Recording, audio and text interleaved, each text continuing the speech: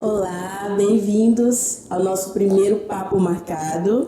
Quero agradecer a presença de vocês. Eu estou aqui com a Ana Paula, Álvaro Augusto e Tati. Hoje nós vamos falar sobre o tema autismo, do diagnóstico até o direito. Antes da gente começar, eu queria contextualizar o porquê que nasceu esse projeto, né? Nós somos a revista Marca e nós tínhamos o sonho de, num outro momento, também começar essa série de podcasts, de videocasts, e depois de 4 edições, a gente sentiu que era hora de iniciar. E o tema autismo, ele apareceu nas nossas edições, e a gente percebeu como as pessoas se engajaram, tiveram curiosidades, e aí foi o primeiro tema que a gente pensou, não, vamos trabalhar esse tema. E vocês, né, foram pensados com muito carinho, porque cada um aqui representa uma parte dessa história que a gente vai contar hoje. Então, primeiro eu quero dar as boas-vindas, Tati, a Álvaro e a Ana Paula, e deixar para vocês se apresentarem também, né? Começar pela mãe, né, que está representando aqui, que é a Tati. Bem, pessoal, eu sou a Tatiana Fiorotti, tenho um filho autista muito especial chamado João Miguel, de 7 anos. E quero, daqui a pouco, dividir um pouquinho com vocês a história do meu João. Tá? Eu sou cirurgião dentista e já dizer que, por ter formação na área da saúde, isso me ajudou bastante. Mas quantas mães não têm, né? Então, eu quero poder ajudar nesse momento. Tá? Sou Álvaro Augusto, sou psicólogo comportamental, com especialização em análise aplicada do comportamento. Atualmente, coordenador do programa ABA, da Evoluir Clínica Integrada, onde que hoje nós fazemos atendimento direcionado às crianças dentro do espectro, não só as crianças que estão dentro do espectro, mas crianças também que apresentam transtorno do desenvolvimento, dentre outros. Boa noite, eu sou Ana Paula, muito feliz de poder fazer parte desse projeto de vocês, que eu tenho certeza que já é um sucesso. Eu sou advogada, eu fiz especialização em Direito Médico e em Direito da Saúde e em Saúde Suplementar. Depois eu senti uma necessidade enorme também de conhecer um pouco sobre o Código de Defesa do Consumidor, porque é uma relação de consumo, né? E aí eu fiz a especialização também em Direito do Consumidor. E é uma área assim que eu sou apaixonada, que eu amo muito, porque a gente pode ajudar muito o outro, a gente pode fazer a diferença um pouquinho na vida das pessoas. Então é uma área muito legal e é apaixonante. Todo mundo aqui tem uma história ou teve um contato com o autismo, né, com TEA, e a gente vai dividir um pouquinho dessas nossas experiências, porque a gente quer ajudar as outras pessoas. É como a Tati falou. Tem mães que têm muitas informações, mas tem mães que não têm, né? Ou não sabem aonde buscar essa informação. Não é isso? Então, queria que você compartilhasse um pouquinho, Tati, de como que foi, assim, que você identificou no João Miguel que ele poderia estar dentro do espectro. Bem, assim, o meu João, ele nasceu como uma criança normal, durante todo o meu pré-natal, tudo ocorreu de forma normal. Apesar de eu ser uma paciente bariátrica e ter tido dificuldade de ganhar peso durante a gestação, mas fiz todas as suplementações, todo o acompanhamento necessário e ele desenvolveu normalmente. A gente entende um pouquinho que o autismo, ele não é visível no primeiro momento, né? Ele não é detectado, nem mesmo o espectro ou alguma coisa que a criança falte intelectualmente naquele primeiro momento. Então, ele nasceu como uma criança normal, foi tratado exatamente como todas as outras crianças, e só com 1 ano eu comecei a perceber que ele se irritava, assim, com muitos estímulos, com barulhos.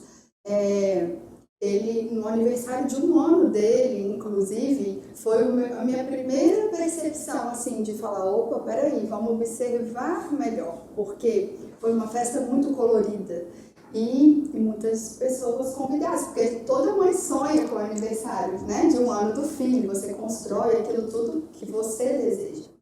E aquilo irritou muito o João.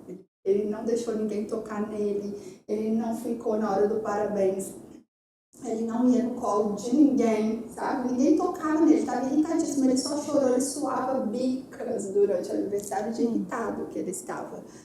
E aí eu falei, meu Deus, porque no dia do aniversário a gente queria as fotos mais lindas, a gente queria aquele momento mais gostoso possível junto dos amigos e da família, e o João não colaborou, ficava pensando assim, né? Aí eu comecei a observar um pouco melhor. Epa, peraí, o meu João gostava de ficar mais quietinho no canto dele. Quando chegava pessoas em casa, ele corria para o quarto dele, pegava sempre algum brinquedo e ficava lá dentro do quarto, né? O pai do João falava assim, ele não ri para todo mundo porque é do gênio dele. Ele não tem que rir para todo mundo, né? A gente comentava dentro de casa. E aí ele falava assim, ele puxou um pouco a mim, né? Eu também não saio rindo para todo mundo, não tiro foto com todo mundo, né? Enfim, eu seleciono os meus amigos. E ele deve ser como eu. Mas eu percebia que não era só o sorrir ou só o olhar nos olhos. Eram algumas atitudes que ele passou a ter, tipo andar na ponta dos pés, né? Começou a rodar, ficava em círculos, fazia o mesmo movimento com o objeto que estava na mão. Aí eu falei, não, peraí, eu sou da área da saúde, a minha lanterninha que acendeu. Isso é muito importante, né? Essa sua observação. Né? Pode ser só uma observação ou não, né? Foi quando eu resolvi levar o João numa neuropediatra e ela inicialmente falou, olha, eu vejo o João dentro do espectro autista. Isso não significa que ele vai ser um autista. Ele precisa ser estimulado para a gente tentar regredir esse comportamento antissocial dele hoje. E aí a gente começou. Assim começou a nossa história com o João. O diagnóstico só foi fechado com 3 anos. Então, eu queria aproveitar esse gancho para o Álvaro falar do diagnóstico, né? Aproveitando, né, a fala da Tati, abrir essa ressalva da questão do diagnóstico, né, o diagnóstico hoje do autismo, ele é um diagnóstico clínico, né, então ele se dá muito através dessas questões mesmo de observação, de mensuração desses comportamentos, porque se hoje a gente trazer o que é a característica do espectro, né, quais os principais prejuízos do espectro, a gente tem um comprometimento no que se refere à comunicação, né, as habilidades sociais e os aspectos comportamentais. Então, complementando a fala da Tati, a gente já consegue observar que dentro das características que ela trouxe, o João já apresentava algumas características que estavam dentro do risco para o TEA, né? E a partir daí onde que começou todo esse processo de investigação. Até porque essas características, elas estão presentes antes dos 3 anos de idade. Anteriormente, a gente falava na questão do diagnóstico possível até 1 ano e 8 meses de idade. Mas a gente tem especialistas hoje que diz que até com 8 meses de idade é possível já identificar algumas características do autismo. Porque uma das inabilidades do autismo se dá na questão do compartilhamento da atenção. Esse compartilhamento da atenção se dá através da troca do olhar. Então, uma das habilidades que também a gente já começa a observar é no simples ato da amamentação, onde a criança estabelece esse contato face a face com a mãe. Dependendo do grau do autismo, do comprometimento, a gente já consegue observar essa falha na interação da comunicação ali, na troca do olhar. Né? Eu não fiz, no caso, essa observação porque eu não conseguia amamentar o João. Então, de repente, né, eu já teria feito essa observação antes. E como eu trabalho fora, né, ele ficava a maioria do tempo com a babá, desde novo. E aí, com 1 ano e 4 meses, quando a neuropediatra indicou que a gente iniciasse os estímulos, ele foi para o Álvaro, né, Álvaro? Coincidentemente, graças a Deus, porque ele foi um anjo nas nossas vidas. Eu ficava pensando, meu Deus, meu filho com 1 ano e 4 meses vai fazer o que no psicólogo, né? Como será essa relação? E um dia o Álvaro me deixou ver a sessão, como era a troca com o João. E eu falei, meu, tanta coisa que ele consegue fazer, sabe? Ele traz o João para perto dele, aproxima, comunica com o João e depois solta o João. É incrível, né? Porque quando a gente fala, principalmente trazendo o João, né, a criança em si, que a gente está trocando essas informações, A gente tinha um prejuízo bem acentuado no que se refere à linguagem tanto receptiva quanto expressiva, né? Então, ele recebia informação, mas ao mesmo tempo ele não conseguia externalizar, ele não conseguia se expressar. Então, tinha ausência dessa linguagem. E muitas das vezes, os anseios dos pais, quando eles vão buscar, principalmente quando a gente tem essa defasagem na linguagem, será que meu filho vai se tornar verbal? Será que ele vai se falar? Eu penso isso. E aí, já fala algumas coisas, mas... E aí a gente tem que levar em consideração que tem habilidades que antecedem a aquisição verbal, que é o comportamento verbal, né? E aí a gente trazendo hoje o comprometimento a nível de compartilhamento de atenção, de compartilhamento de objeto, a gente tem o contato face a face, a gente tem um processo imitativo, a gente tem um brincar, a criança precisa desenvolver esse brincar simbólico, ela precisa estabelecer esse contato face a face, ela precisa fazer imitação, mas para ela fazer imitação, ela precisa de quê? De contato face a face. E muitas das vezes a gente está preocupado na fala, mas o que antecede essa fala, muitas das vezes a gente acaba não se atentando a isso. E a gente, enquanto profissional, consegue entender a angústia da família, né? Como que essa criança vai ser inserida no meio social? Como que essa criança vai ser inserida no ambiente escolar? E se alguma coisa acontecer, como que eu vou ter percepção disso? Mas, graças a Deus, que a ciência está evoluindo, né? Então, hoje, enquanto profissionais, a gente, e principalmente trazendo o ABA, a gente não busca só a questão da comunicação, da verbal, mas a gente proporcionar para esse indivíduo um meio de comunicação funcional que ele consiga se comunicar no meio, seja ela através de uma aproximação de fala, seja ela através do gestual, seja ela através de uma troca de figura, que hoje a gente tem um programa do PECS, que é o Programa Aumentativo e Alternativo da Comunicação, né, por troca de figuras. Então, a gente precisa se atentar que a ciência também está evoluindo, né? E muitas das vezes a gente acaba inibindo um pouco esse compartilhamento de informação e as famílias não tenham acesso. Quando a gente fala sobre essa questão do diagnóstico, ele se dá para uma equipe multidisciplinar, né? Então, onde tem psicólogos, fonoaudiólogos, neuropediatras ou até mesmo psiquiatria infantil, terapeutas ocupacionais, né? Então, é um conjunto, é uma equipe multidisciplinar que hoje a gente utiliza algumas escalas de rastreios, como também a gente utiliza os testes projetivos que favorecem e possibilita o auxílio do fechamento de diagnósticos, que são as avaliações neuropsicológicas, além dessas observações que os pais trazem, que o primeiro contato é com os pais, quando não é com os pais, essa criança já estando inserida na escola, a escola também é a porta de entrada para esse diagnóstico, para essas observações, mas normalmente os pais eles já conseguem observar desde os primeiros anos de vida que o histórico do desenvolvimento está diferenciado, principalmente quando a família já tem um filho, né, e que já vem tem outro, parâmetro. já consegue ter um parâmetro a nível de desenvolvimento. Dentro de diagnóstico, eu queria que a Ana Paula falasse um pouquinho, porque a gente sabe que a realidade da Tati, você diagnosticou rápido, né? Mas a gente tem mães que ficam anos esperando por uma consulta de um neurologista. Isso. Né? E aí a gente tem uma outra realidade que essa demora no diagnóstico compromete a criança. Sim. Né? Sim, não só demora no diagnóstico, como na demora nas intervenções multidisciplinares, que são extremamente importantes. E quanto antes a criança começa a fazer, melhores são os resultados, né, doutor Álvaro? A Tatiane também deve ter percebido isso.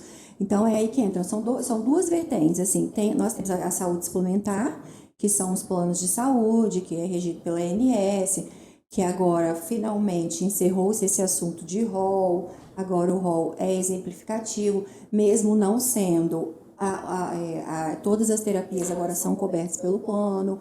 E temos a outra realidade, que é a questão do SUS, que é o Sistema Único de Saúde, que não consegue ainda, infelizmente, suprir a demanda hoje de autismo, não só de autismo, né, de tudo, mas não consegue suprir. Tem algumas cidades, algumas capitais que já têm grandes centros hoje já para autismos, outras que ainda não. São projetos que todo mundo vai ter que ter futuramente, um futuro bem próximo, e assim, a gente torce muito para que realmente se concretize, porque é extremamente importante, mas são duas vertentes diferentes. Quem tem o plano de saúde, às vezes, consegue um diagnóstico mais rápido do que quem não tem o plano de saúde, que precisa de um SUS.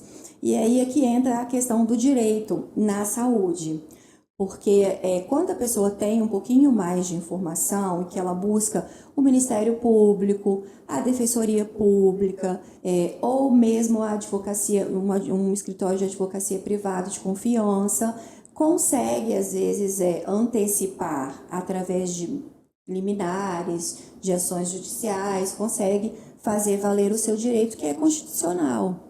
Mas nem todo mundo tem acesso a essa informação. E as defensorias hoje também, não é uma crítica, claro, é o sistema, elas são superlotadas. Então, isso também é um motivo ruim que atrasa o acesso dessa família ao diagnóstico e ao tratamento. E aí, Aninha, me fala uma coisa, se uma mãe começa a perceber, ou se a professora fala para a mãe, olha, vamos observar, ver se você consegue levar para poder fazer uma avaliação, porque o seu filho ele tem algumas dificuldades, né, tanto de socialização quanto de aprendizado, enfim, da comunicação de uma maneira geral. Inicialmente, se a mãe não tem condição de levar o filho, não tem um plano, não tem condição de levar num médico particular, o primeiro caminho para essa mãe seria procurar um Ministério Público, um advogado? Então, eu costumo dizer sempre, quando as pessoas me perguntam, que a primeira coisa é ter o cartão do SUS.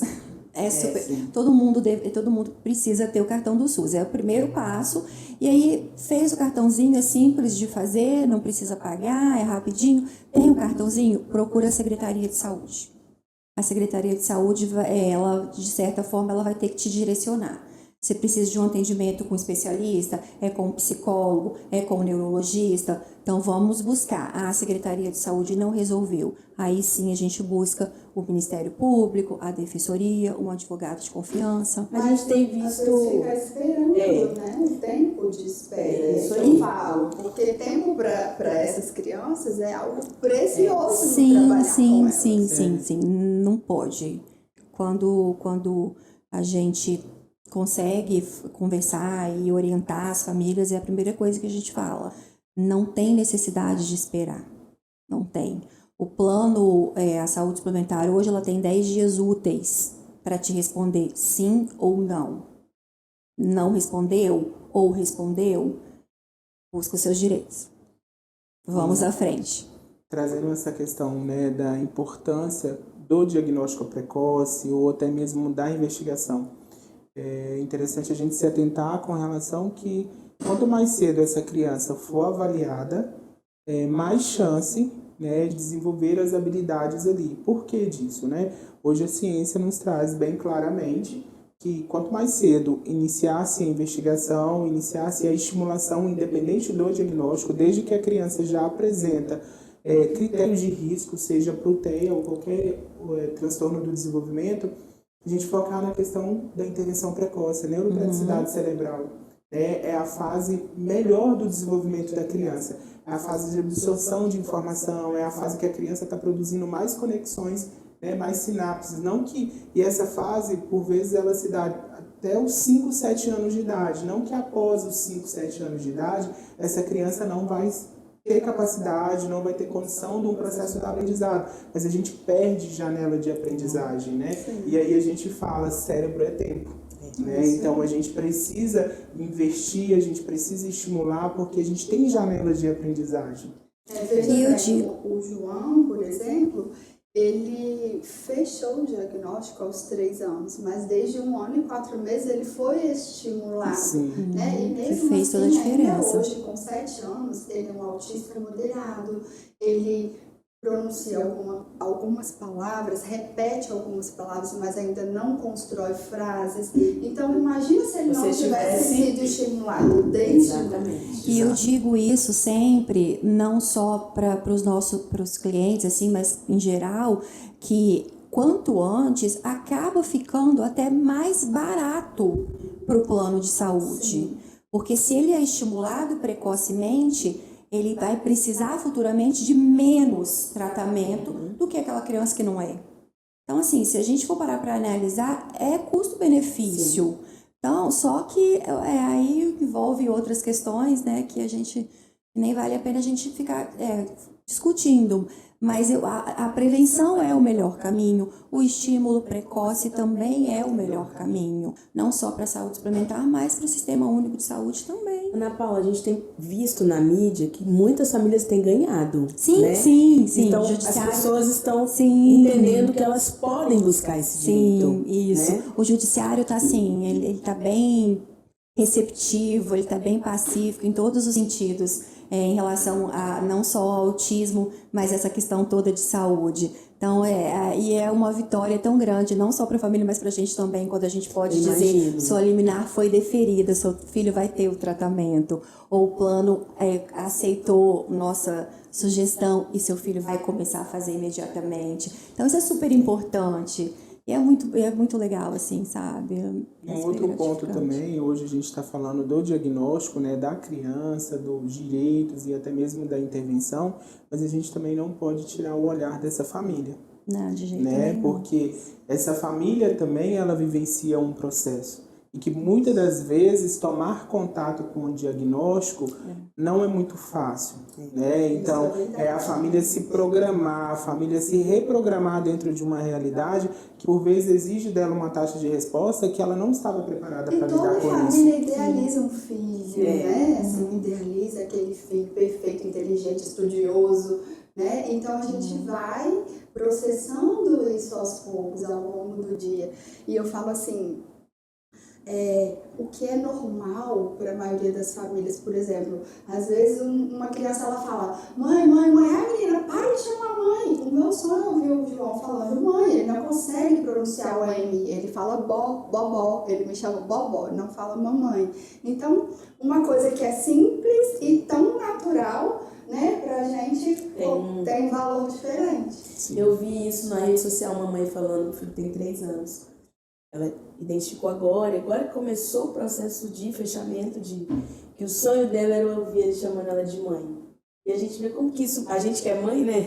Como isso tem um valor, né? A criança olhar para você e te chamar de mãe. Então são coisas que é o que a Tati falou.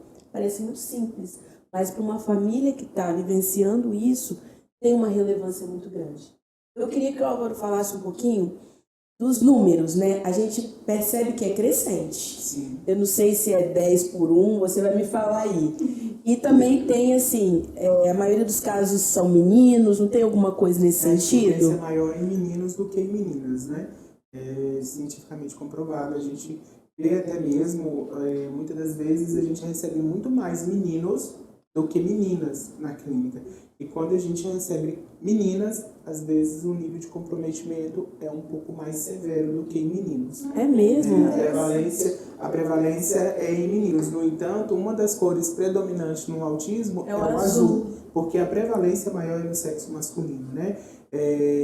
Dados estatísticos agora recentemente publicados pelo CDC, que é o Centro de Controle, né, de Doenças do Governo dos Estados Unidos, que a gente não tem dados estatísticos do Brasil, né? A gente tem algumas informações, mas não os dados estatísticos como hoje a gente tem como referência o CDC, né? Então, foi uma pesquisa realizada no ano de 2018, mas publicada agora em 2021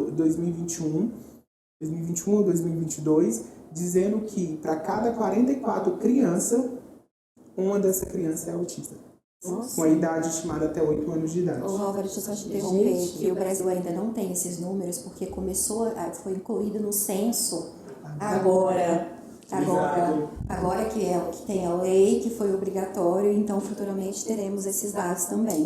Hoje a gente tem uma estimativa no Brasil que 1 a 2% da população mundial da população mundial, o Brasil hoje tem cerca de 2 milhões de autistas.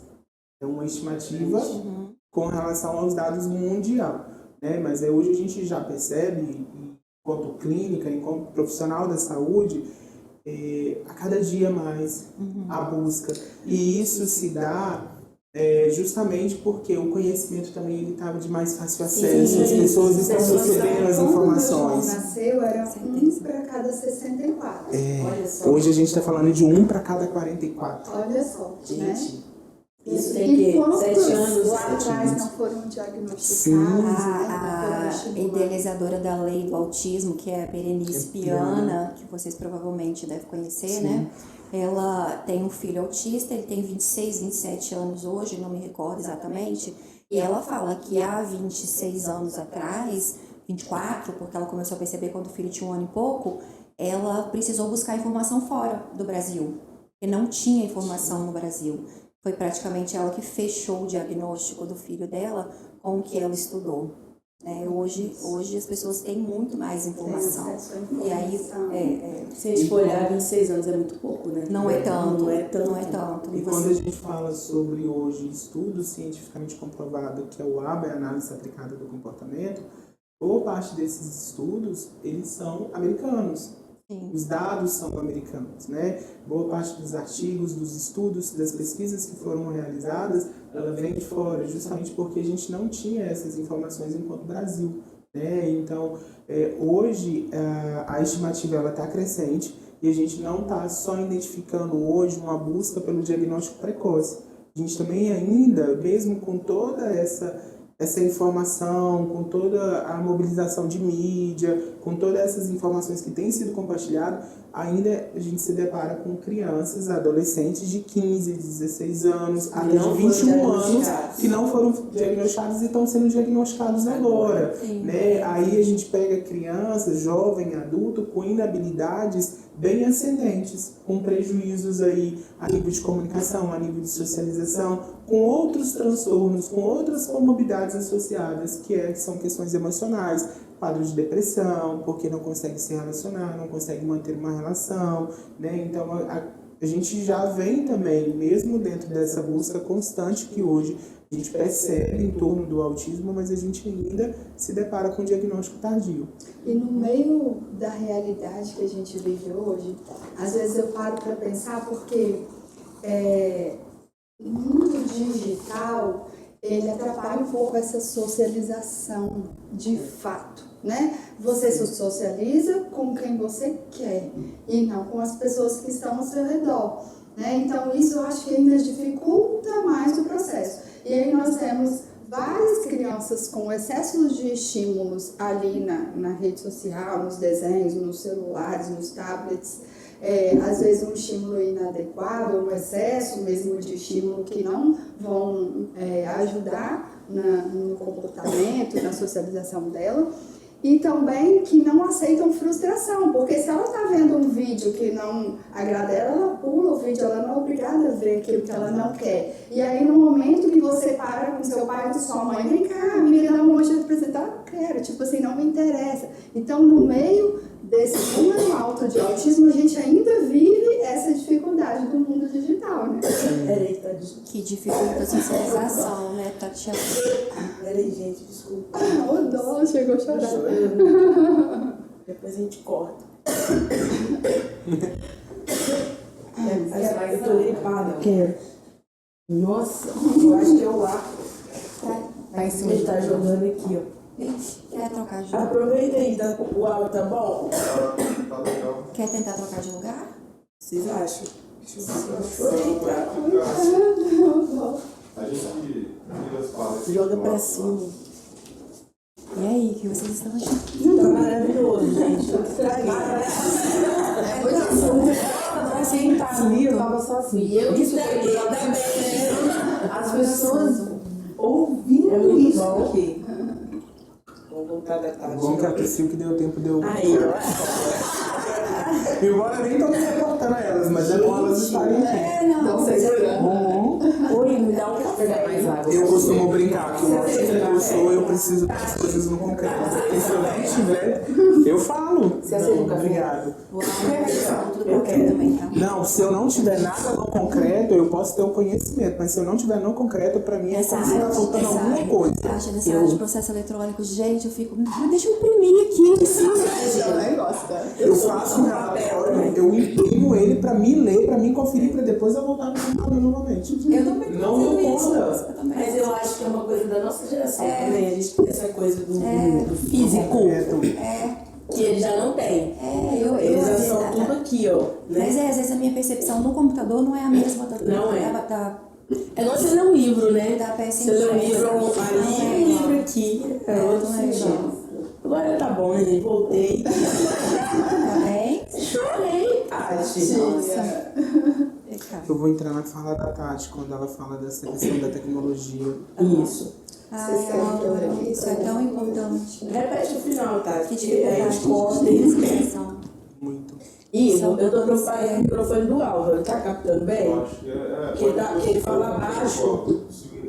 Você nem tá usando essa Nem tá usando a minha bola. É só pra Pra ficar bem. Só pra eu ficar É só pra sentado. ter uma segurança. É meu estímulo de autorregulação. Vamos lá, gente. Agora tá tudo Tá certo. valendo. Pode seguir. Então, gostaria até de fazer uma colocação, porque esse mundo digital que nós estamos hoje, as pessoas, elas escolhem o que vê, elas estão com um excesso de estímulo, né? Porque ela pega o tablet, pega o celular o tempo inteiro, ela escolhe o que vê, ela não está acostumada mais a se frustrar. Então, a gente ainda tem... Eu, como mãe de autista, tenho ainda essa dificuldade, que eu preciso controlar os estímulos do meu filho, eu preciso fazer com que ele se frustre no dia a dia, porque é assim, não quero ver um vídeo, ele vai lá, pula o vídeo, ele vê o que ele quer, ele se relaciona, se socializa com quem ele quer. É o mundo que nós estamos vivendo. Então, para o autista que já tem dificuldade de socializar, ainda estar inserido nesse mundo, talvez o Álvaro possa falar um pouco melhor a respeito disso. Nós, como mães, precisamos controlar esses estímulos para os nossos filhos, né? Senão, eu falo sempre assim, hoje em dia, você para na rua, encontra uma amiga, vem cá, meu filho, deixa eu te apresentar a amiga da mamãe, não quero ver, não me interessa. Eles querem ver só aquilo que interessa a ele, o resto eles querem descartar. Então, a gente ainda tem essa dificuldade, né, Alva? Sim, e é uma das questões que hoje, normalmente, principalmente quando a gente está falando das crianças dentro do espectro, né, a gente está falando de comportamentos restritos e por vezes repetitivos, né, que é um dos prejuízos das crianças. E elas acabam tendo um interesse desde muito cedo pela tecnologia, né? E hoje a gente está vivendo uma geração, principalmente com esse histórico da pandemia também, que acentuou muito isso, que isolou ainda mais, que as relações elas ficaram mais restritas, um acesso muito precoce com o uso da tecnologia, né? É natural hoje, está se tornando do nosso cotidiano você chegar num restaurante e a criança, ela tá ali naquele meio, pode ter um playground, pode ter algum estímulo do ambiente, a criança está com tela. Muitas das vezes você não vê uma criança com um livrinho, você não vê a criança com um lápis, você não vê a criança socializando. Então, é interessante a gente se atentar com relação a isso. Quando a gente está falando sobre transtorno de desenvolvimento, a gente está falando de uma criança que apresenta, seja ela leve, moderado, grave, um prejuízo. E que, por vezes, esse prejuízo está associado às questões sociais, à comunicação, à interação social. A gente se atentar com relação ao nível de estímulo que a gente está ofertando para essa criança. Porque muitas das vezes as crianças elas estão sendo muito hiperestimuladas desde muito cedo, mas de uma forma muito inapropriada, que aí a gente está inibindo o processo de desenvolvimento dessa criança para ela utilizar o brinquedo de uma forma funcional. Porque quando a gente fala de uma criança que está com atraso do desenvolvimento ali, principalmente no processo imitativo, a gente está falando de uma criança que não consegue fazer o brincar com o brinquedo de uma ação, que é colocar a bola e apertar para a bola descer. Esse comportamento ele precisa ser ensinado. E como que a gente ensina esses primeiros comportamentos na criança? Através do brincar. E no momento do brincar, o que a gente está ofertando para as nossas crianças? A gente está dando estímulos que são inadequados, que não são apropriados para a idade e que, por vezes, acentua ainda mais o prejuízo que já vem do próprio desenvolvimento da criança. Interessante. Queria que a Tati falasse um pouquinho dos direitos que ela buscou, para a Ana Paula falar para a gente quais são esses direitos que a família, o autista tem. Nossa, isso é um assunto relativamente delicado, porque primeira coisa, quando você fecha um diagnóstico e aí você é mãe de um autista, a primeira coisa que cai no seu colo é assim, olha, o seu filho ele tem direito a um benefício, né? E aí eu descobri que esse benefício é só para famílias que têm uma determinada renda ou até uma determinada renda. E aí eu não consigo entender, doutora, como é que o benefício ou que o direito é do autista e ele nem renda tem, quem tem são os pais, né? E aí, porque eu tenho uma renda um pouco mais alta, né? Enfim, a gente trabalha para ter uma renda melhor, para ter uma condição melhor, e aí o meu filho fica e não consegue ter o benefício. Como é que é isso? Eu não consigo entender. Esse foi o primeiro. Sim. Então, realmente, esse é um benefício previdenciário que a criança o autista ele é comparado a uma criança deficiente, a uma pessoa com deficiência. Então, e o BPC, que é um benefício de prestação continuada, ele é para essas pessoas que têm alguma deficiência. E a questão da renda, ela é porque para você entrar administrativamente com pedido no INSS, ele avalia. E essa renda é até um quarto de um salário mínimo por pessoa da família que mora ali naquela casa. Então é muito baixa. Se você pegar uma família hoje com 4 pessoas, R$250 por pessoa. É muito baixo para você pagar. As pessoas vão ter de fato um plano de saúde, alguma coisa, uma medicação, é uma renda muito baixa. E aí, então, descaracteriza um pouco realmente o benefício. O que acontece? Vamos para o judiciário. O INSS nega, desculpa, a gente vai para o judiciário. E o judiciário, ele já tem concedido, digamos, alguns benefícios com as rendas maiores, justamente porque é uma renda muito baixa que não faz muito sentido. Então, é ainda bem singelo, são poucas decisões ainda, então, estamos engatinhando, mas nós já temos decisões judiciais concedidas para benefícios de crianças autistas com uma renda um pouco maior que essa renda per capita de um quarto de um salário mínimo. Isso aí seria o aposentar? Não é. Não é isso? Não é bem diferente. É um benefício para É um benefício. Puxar o tratamento. É como se fosse um auxílio pecuniário de um salário mínimo para você poder suprir as suas demandas. E a lei, ela fala muito nessa questão, para baixa renda. É para pessoa que não tem nada mesmo. Porém, temos esses questionamentos não só da Tatiane, mas de outras mães, de outras deficiências também, que fala que, poxa, mas é um direito do meu filho. Ele tem esse direito. Então, assim, a gente tem que ter uma cautela nesse sentido, porque é um benefício para o autista que tem a baixa renda. Mas então, aí, não é... Eu penso assim... não é para todos. R$50 por pessoa da família. Mais ou seja, a pessoa tem que ganhar até R$1.000. Gente... É muito difícil. Olha o número. Um autista para cada 44 pessoas que nascem. E famílias que ganham até R$1.000. Então, não é uma realidade. Isso é quando a família tem 4 pessoas, né? Quando é menos ainda, fica mais difícil. Mas então nesse sentido, é porque a lei hoje ela é para baixa renda mesmo, né? Não é para todo mundo. Tem alguns critérios, então a pessoa precisa comprovar essa baixa renda mesmo, e tem a visita na casa da pessoa, e ela vai lá e ela realmente olha e comprova se realmente a pessoa necessita desse benefício, que é diferente da aposentadoria. A aposentadoria hoje para o autista é mais difícil, porque seria uma aposentadoria por incapacidade que a gente fala, e a gente não consegue ainda mensurar, né? A incapacidade, dizer que o autista ele é incapaz, porque muitos, acho que o Dr. Álvaro pode dizer melhor, não são incapazes de realizar um trabalho, uma atividade. Eu vejo pelo meu João, assim, quando a gente fala de autismo, as pessoas imediatamente falam, então ele é muito inteligente, né? Você pode falar sobre isso. Então ele é muito inteligente. Na verdade, ele tem habilidades em determinadas coisas que interessam a eles, porque aquelas habilidades são super desenvolvidas, ele tem facilidade com aquilo. Mas, em compensação, coisas básicas né? O meu João, por exemplo, ele vai ao banheiro fazer xixi sozinho, mas o cocô ele não consegue até hoje, ele tem 7 anos. Então, são coisas que a gente ensina todos os dias. Tenta vários tipos de terapia, todos os terapeutas nos ajudam com isso e a gente ainda não conseguiu.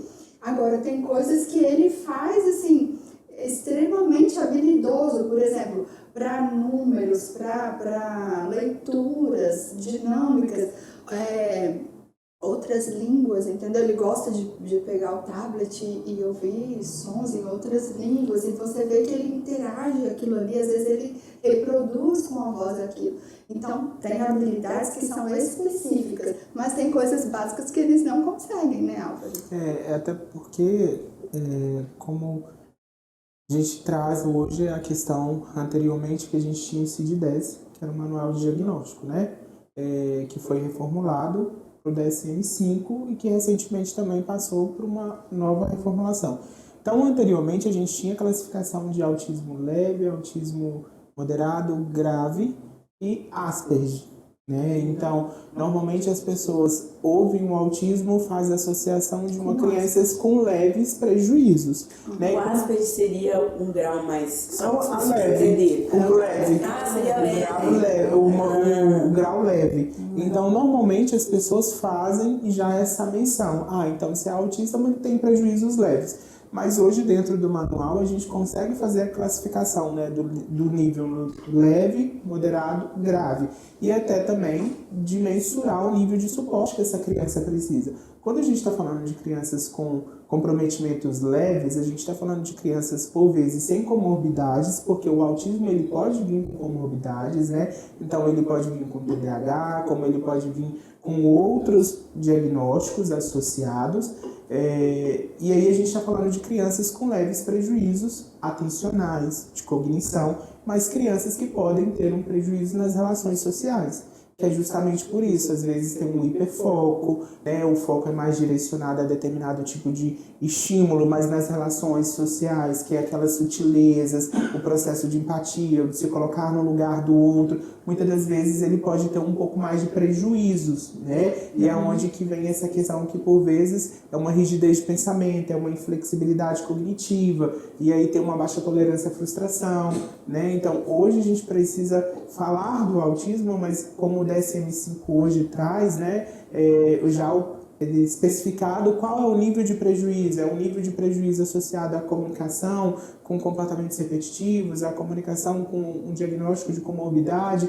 Então, a gente já consegue avaliar. E quando a gente está falando de intervenção, hoje a gente tem um programa ABA, né, que é a análise aplicada do comportamento. A gente elabora um programa específico para essa criança em cima das inabilidades que ela apresenta, porque a gente não só trabalha em habilidade na criança, a gente também potencializa as habilidades que ela tem, mas as habilidades de uma forma funcional, fazendo com que aquela habilidade promova o bem-estar para ela, que ela seja capaz de ser inserida no grupo social, que ela seja capaz de frequentar ambientes, né, de compartilhar atenção, de compartilhar objetos, e estar inserido no meio social ali, estabelecendo as relações. Mas a gente precisa se atentar muito em relação a isso, né? Qual é o nível e qual o nível de suporte que essa criança precisa. E a gente muitas das vezes vai conseguir mensurar isso no próprio fechamento do diagnóstico e nas avaliações complementares que hoje a gente utiliza para fazer o plano de intervenção dessa criança.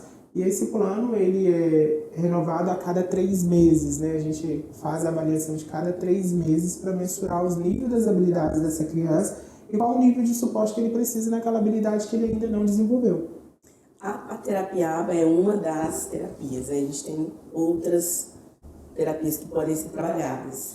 Sim, hoje a gente fala que a terapia ABA, a gente fala não, né? A gente tem estudos cientificamente comprovados que a terapia ABA hoje ela é um padrão ouro de intervenção para crianças com transtorno do desenvolvimento e também a crianças que estão dentro do espectro.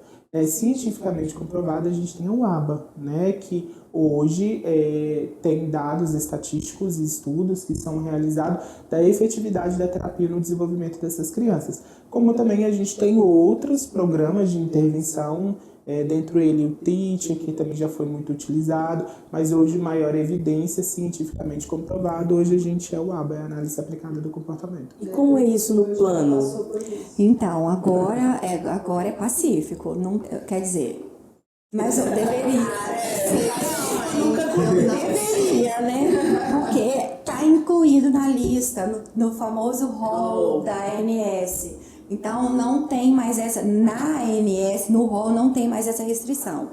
Os planos, eles são obrigados a fornecer todos os tratamentos que o médico assistente solicitar. E aí, sem limitar o número de sessões, e aí que entra a questão do plano de saúde, que às vezes eles querem limitar, às vezes eles querem impor a quantidade de sessões, até o tratamento, que não pode, que é abusivo. Mas na ANS não existe mais essa restrição. Não existe mais. O João, ele frequenta a PAI, né? Por sinal, o Centro de Tratamento de Autismo da PAI, que ele ama, e quando ele passa em frente à PAI de carro, que ele não para, ele arruma uma guerra, ele ama estar na PAI. Né? Então ele frequenta lá, e lá inicialmente foi o Teacher, né? O método Teacher que usava. Nós usamos muito tempo o PECS com ele para poder se comunicar, até que ele mesmo enjoou. Ele pegava a figura, porque o PECS, o Alfredo pode explicar melhor, né? Ele tem as figuras para ele dizer o que ele quer, o que ele gosta, enfim, o que ele está sentindo. E aí, no fim das contas, ele já não queria mais aquilo, já estava enjoado, ele já pegava a figura e jogava, assim, tipo assim, dá água, né? Um copo de água.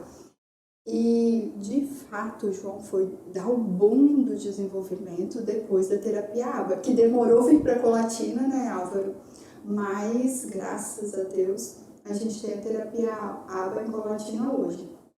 O plano de saúde nos contemplou durante esse ano inteiro atendendo aí com a terapia ABA. Porém, agora, no final do ano, eu recebi um e-mail do plano do João dizendo que eles não tinham interesse em continuar com o contrato com o João.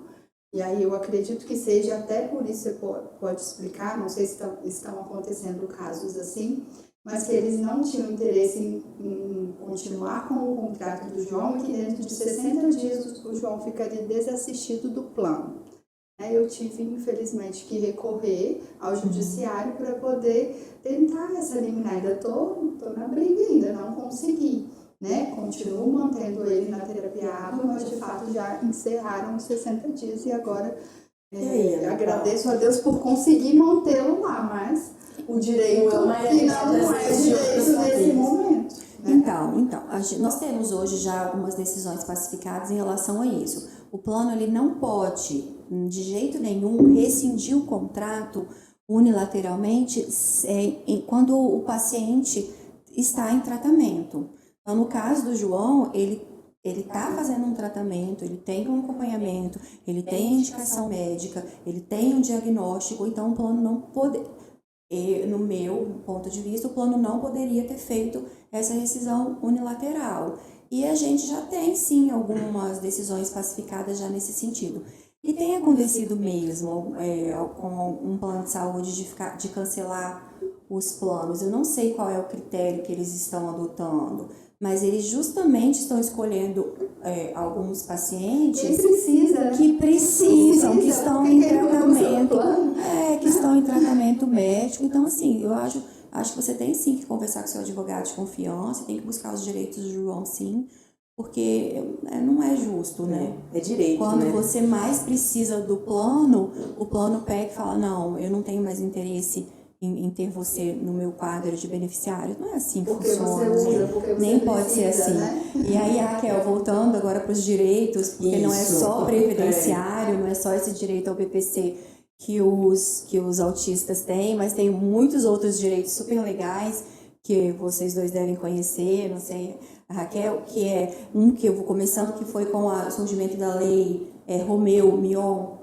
Filho do Marcos Mion. Isso, filho do Marcos Mion, que é a carteirinha de identidade do autista. João tem? Tem não. Pois é, tem que fazer a carteirinha dele de identidade. É a identidade dele mesmo, de autista. E com essa carteirinha de identidade, ele vai ter outros benefícios, que é o direito à meia entrada, você como mãe tem direito a meia entrada, Olha meia, que legal, a não sabia desconto de desse. 50%. Quando você compra um circo, você vai pagar os 50%, o João também vai pagar os 50%. O ônibus em Colatina, ele não precisa pagar a passagem, é um direito Tem a conquistado carteirinha, dele. Que legal. Tem a carteirinha, é um direito conquistado. Nas viagens interestadual, você também não paga, você também tem direito. Eu não sabia disso. Na gente. viagem aérea, eu acho super legal, viagem com companhia aérea que as pessoas nunca sabem. O autista paga a passagem integral, 100%. Você foi lá, vai viajar com o João, comprou a passagem do João. A sua passagem você tem direito a pagar com 80%. Quando o João precisa do acompanhante. Igual você já disse aqui que o João precisa do acompanhante para acompanhá-lo ao banheiro, enfim, né? Então você tem direito a comprar. E aí, o que você precisa fazer? Às vezes as pessoas perguntam, doutora, e aí, o que eu preciso fazer para comprar? Comprou a passagem do João, pega o relatório médico, que é super importante para tudo, que eu costumo dizer que é o coraçãozinho do direito do autista, o relatório médico, né? Então, pega o relatório médico, 15 dias antes da viagem você manda para a companhia aérea e eles vão emitir a sua passagem com esse desconto de 80%. Porque só que aí o laudo tem que ser específico. O João precisa de acompanhante por isto, por isto, por isto. Tem que dizer, tem que estar claro. Aí você enviando para a companhia aérea com a carteirinha dele, né? Isso também serve para o ônibus? Serve para o ônibus, serve para meia entrada, serve para... são muitos direitos, muitos. Seria uma pauta só de direitos mesmo. O estacionamento, por exemplo, Pois é. uma coisa interessante, né? Ele entra como deficiente físico, porque na verdade é considerado deficiente intelectual, né? Até certo ponto. Só que fisicamente ele não é deficiente. Sim. Então você estaciona, e aí se o João estiver dentro do carro comigo e eu estaciono, eu já fui xingada na rua. Tipo, você tá... Cadê o deficiente que vai sair desse carro? Pois é, então, isso é verdade. Então, Isso acontece muito. Isso acontece muito. Inclusive, um outro direito é o direito às filas preferenciais. É um direito seu. Nós sabemos que para uma criança autista ficar numa fila, dependendo do lugar, é um tormento. Então, assim, ele tem direito a preferencial. O Marcos Mion até conta, né, nessas palestras dele sobre o filho, que uma vez ele passou a maior vergonha, que ele estava viajando de avião com ele, e aí ele ficou muito agitado naquela fila gigante do aeroporto, aquele barulho, e ele foi até o balcão e pediu, olha, meu filho é autista, ele tem direito à fila preferencial. E aí o atendente da companhia aérea disse, ele é artista, ele está querendo furar a fila. Nossa, e ele foi vaiado. Ele foi humilhado. Uma exposição, hein? Depois se vocês procurarem o vídeo lá, ele conta. Então, ele foi vaiado, ele foi humilhado, porque ele, fisicamente, é o que você disse, ele não tem deficiência, mas ele tem o direito. É direito dele. Então, por isso que existiu, foi com a lei Romeu que surgiu a carteirinha. Você tem essa... porque aí você tem identificação. Olha, ele tem sim, olha aqui, a carteirinha dele, ele é autista e ele tem direito à fila preferencial. E aí você vai lá, Aí ele até cita que, mas e se tiver um idoso, uma grávida? Você chegou depois e você é preferencial igual, então você fica atrás. Né? Ele não é o preferencial do preferencial, sim. Mas ele tem direito. Tem direito a comprar carro com desconto, PCD, quando for acima de 70 mil, meio desconto é menor, mas ainda tem desconto. O carro fica no nome da criança, então assim... São infinitos direitos, é bem legal. Na escola, na educação, que é um direito super importante, que é ao mediador, ao tutor. O meu João usufrui. Nossa, isso é uma lei, tá na lei. É direito da criança. Se tiver no relatório... Tem que ter. Tem que ter. E aí, só para encerrar, para você poder falar, não pode pagar mais por isso. Na rede municipal não paga, na rede privada não pode. Tem escola que quer cobrar.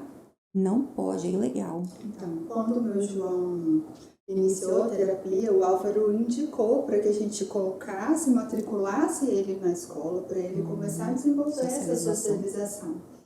E aí ele estudava numa escola particular que na época não nos dava essa liberdade, até mesmo que a gente pedia A lei de para 2012. ir na escola uma A lei de vez no 2012. mês para orientar pedagogicamente como trabalhar com o João. Né? Então a escola particular na época não nos deu essa liberdade. E a gente levou o João, né, Álvaro, para uma escola pública Acontece e muito. lá ele fez valer tudo isso. Acontece Olha que engraçado, né? Acontece E uma muito. E coisa o João que... até hoje, ele está na escolinha pública. E uma Acontece coisa muito. que a gente precisa se atentar também, igual, por exemplo, tanto na busca do direito, mas a garantia desse direito, né?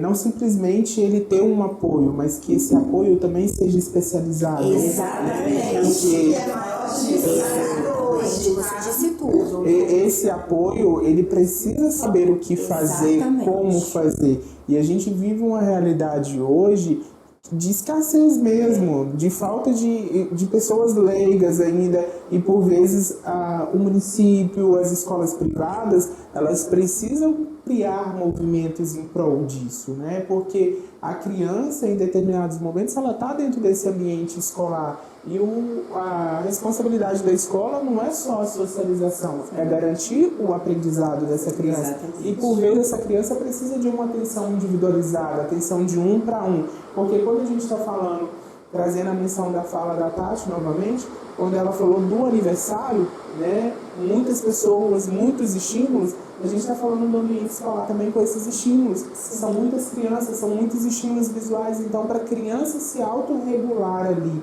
para fazer aquisição de uma habilidade, para reter uma informação, ela precisa, por vezes, de uma mediação. E ela precisa de uma mediação que seja especializada na área, ou seja supervisionado por um profissional que tenha qualificação, que tenha supervisão para acompanhar esse processo ali dentro do ambiente Que escolar. às vezes eles colocam o estagiário, né?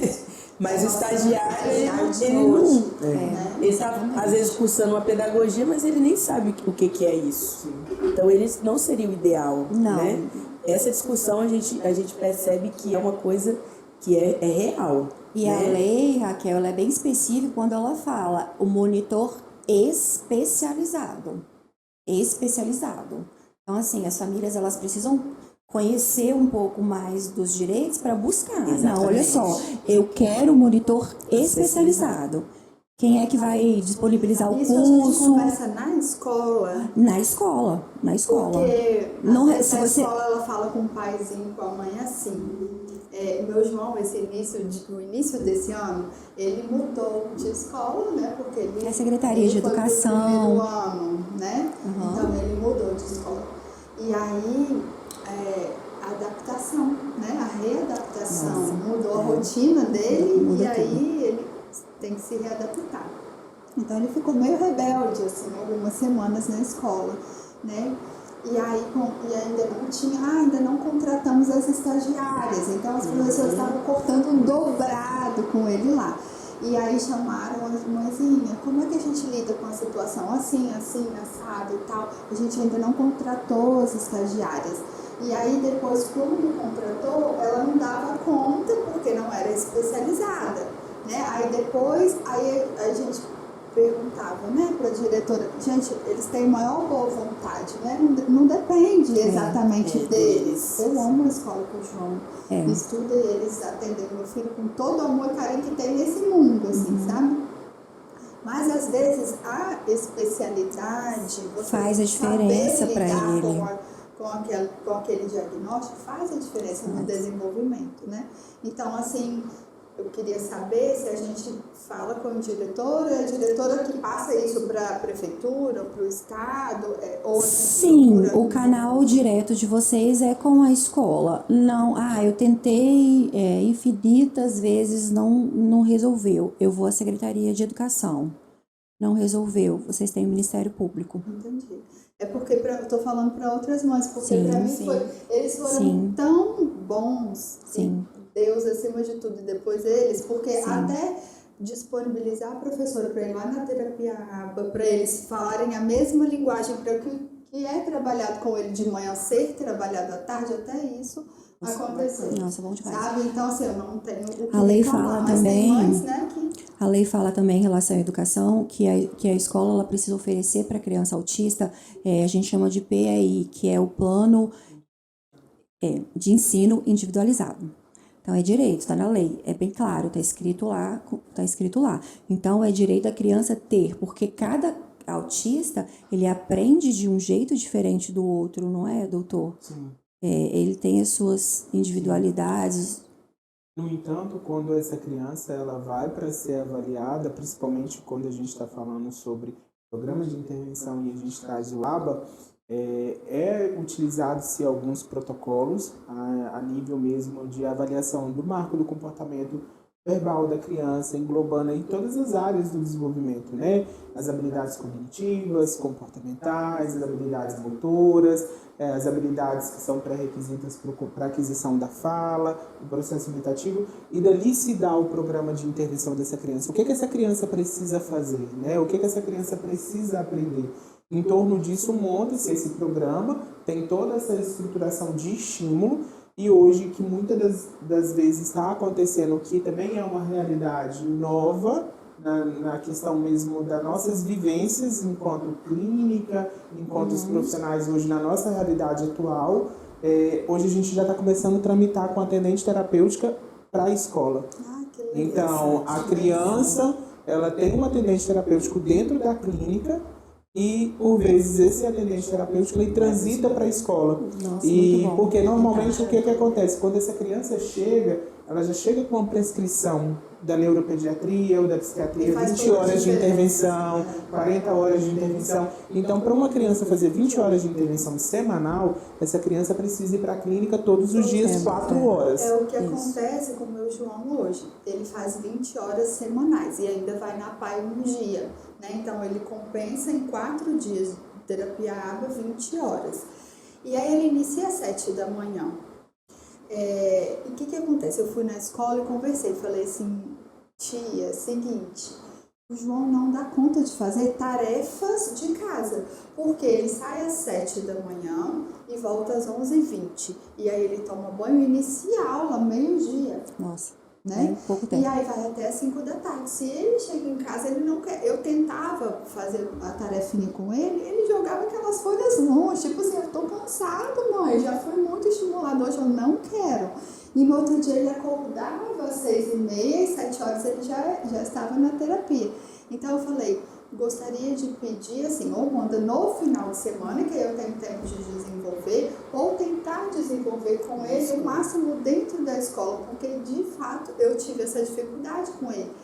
E ele foi pedido 20 horas semanais, então a gente cumpre bonitinho. Ele vai na PAI, eu não deixo de levar uma vez na semana, e vai na escola regular à tarde. Então ele é estimulado de manhã e de tarde todos os dias da semana. Tem uma lei federal também que ela possibilita a redução de carga horária para os acompanhantes, porque você está falando dessa rotina dele, leva de manhã, busca de tarde, leva... então, às vezes, a pessoa precisa ficar em função, dependendo... Sim. Porque essa rotina não é só da Já criança, tem essa possibilidade, né? também de Essa reduzir a rotina carga também horária. da família, né? Da A família. também precisa se adaptar, né? E aí hoje a gente tem essa realidade de crianças que, por vezes, elas, de acordo com a descrição, a solicitação médica, tem crianças que fazem uma carga horária mais reduzida, como tem aquela criança que precisa de um nível de suporte um pouco maior. Então, ela tem feito 20 horas no ambiente da clínica e tem agora, recentemente, na nossa realidade é algo bem recente, que a atendente terapêutica clínica, ela transita para um ambiente escolar. Enquanto a criança está dentro do ambiente escolar, ela faz a mediação de todas as atividades que são planejadas dentro desse PDI dele, né, na mediação da professora, e ela está ali para manejar esses estímulos e os comportamentos dessa criança nesse ambiente. No intuito de fazer com que essa criança ela generaliza essas habilidades que foram aprendidas e não fica uma habilidade só institucionalizada no ambiente da clínica, né? Então, hoje, por vezes, a gente tem atendente terapêutica que tramita dentro do ambiente escolar, como tem atendente terapêutica também que uma vez por semana, 2 vezes por semana vai para dentro de casa, vai treinar os pais, vai atender a criança dentro do ambiente de casa, para que os pais consigam também fazer a generalização dessas habilidades. Porque hoje, dentro da nossa realidade, por vezes a gente ouve a mãe falando assim: mas fala água com vocês, comigo não fala. aponta com vocês, mas comigo não fala. E aí qual é a importância da terapia ABA, né? A gente entende que todo e qualquer comportamento ele pode ser aprendido, ele pode ser modificado e ele pode ser aprendido. Então, se ele pode ser modificado, ele pode ser aprendido, ele pode ser generalizado e ele é aprendido pelas consequências. Então, o que a gente tem feito atualmente? Tramitado com esses atendentes terapêuticos para esses ambientes, ambiente familiar, um ambiente escolar, muitas das vezes com petição judicial, né, com liminar, tem feito essa tramitação, ou quando a família consegue a liberação pelo próprio plano, a família estabelece todo esse contato com o plano e a gente só faz essa tramitação enquanto clínica do profissional. Fantástico. Nosso primeiro papo marcado, né?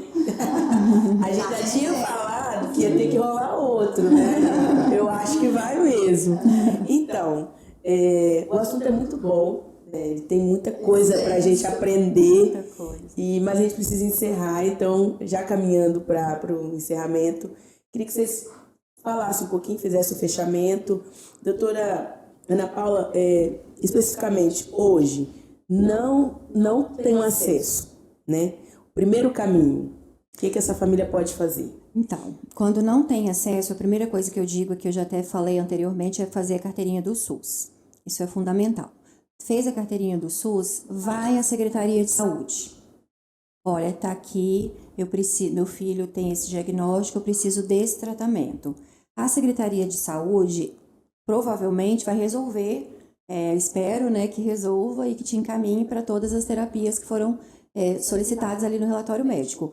Não, mas eu fui na Secretaria de Saúde e eu não obtive êxito. O que eu faço? Via Ministério Público, via Defensoria Pública, via advogado de confiança e aí Judiciário. Não tem outro caminho. Uma outra situação, essa criança está 1 ano esperando uma consulta.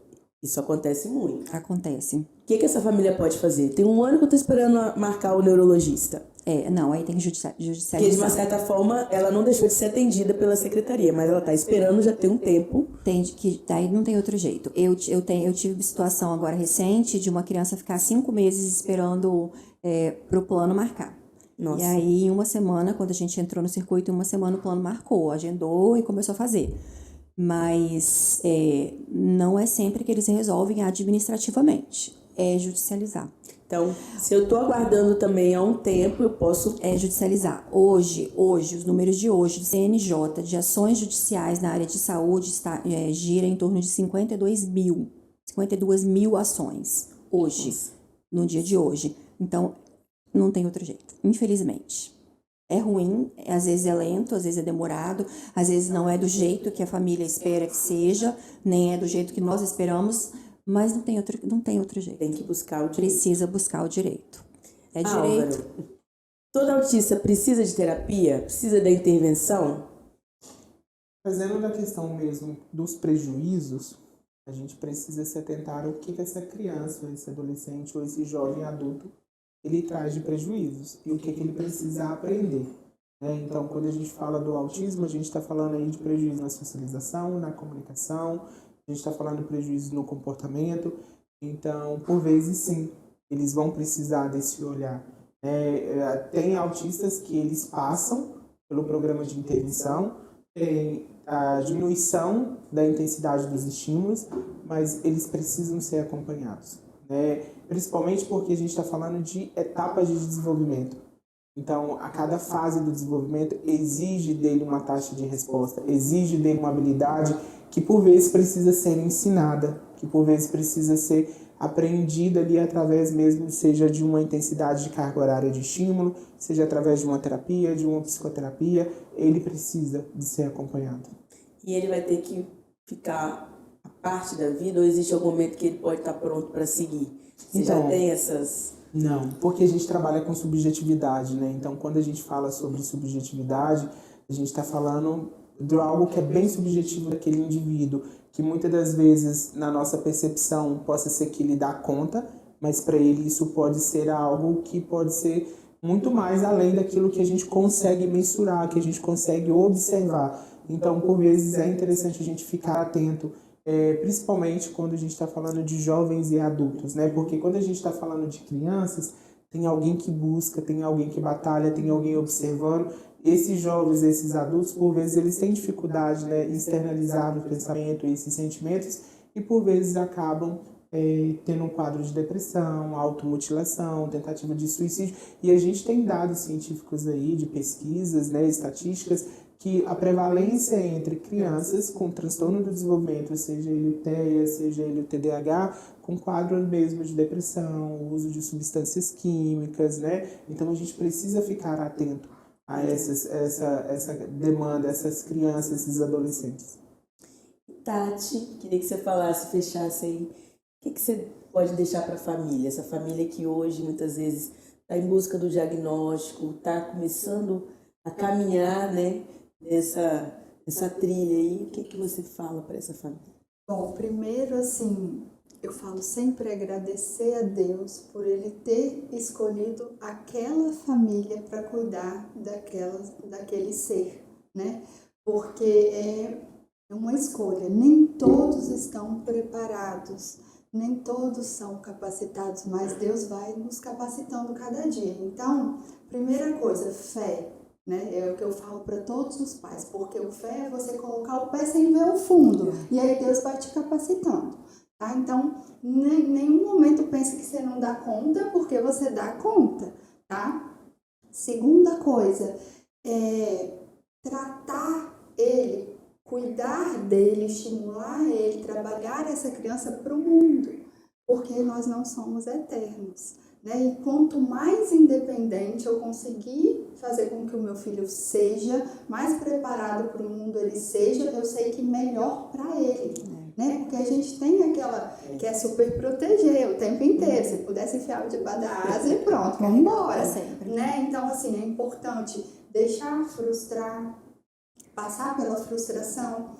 E, assim, a maior limitação, a maior dificuldade hoje é a comunicação, que de fato a comunicação bem feita, porque comunicação é tudo, a socialização vem através da comunicação, né? Então, hoje o João não tem problema com som, com um estímulo visual, mas ele vai num aniversário que ele não ia antes e ele consegue ouvir som alto, ele consegue ver pessoas correndo, muitas cores, né? E tudo mais, poluição sonora, ele consegue.